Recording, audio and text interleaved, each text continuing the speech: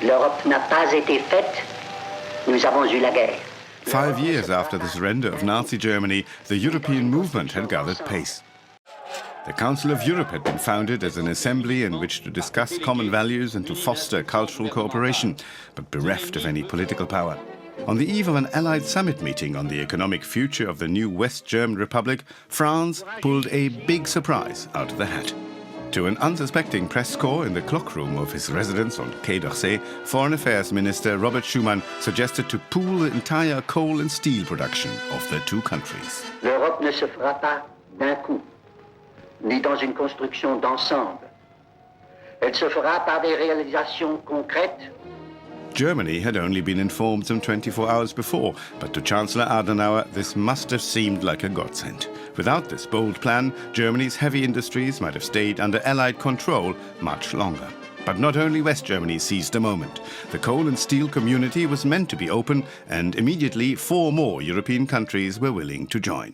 The declaration sets out all the aspirations that we still know today about peace in our continent.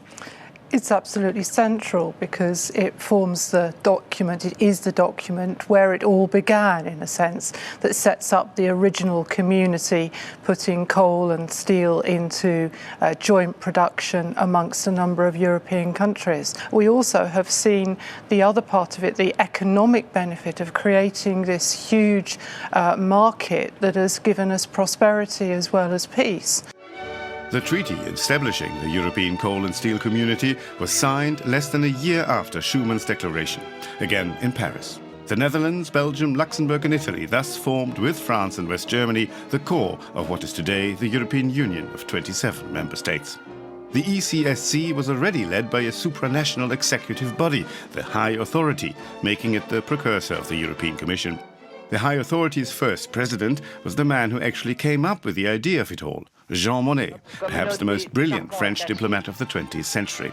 But it was Robert Schuman who made Monnet's revolutionary idea become reality. In today's European Parliament, there is still one member who can lay claim to the fame of having worked with Robert Schuman. It's because I worked for the trade unions at that time and the coal and steel unions of the 6. And we accompanied the negotiations for the Paris Treaty. Always I had the feeling that he was such a fair person and taking into account, into considerations, the opinions of everybody.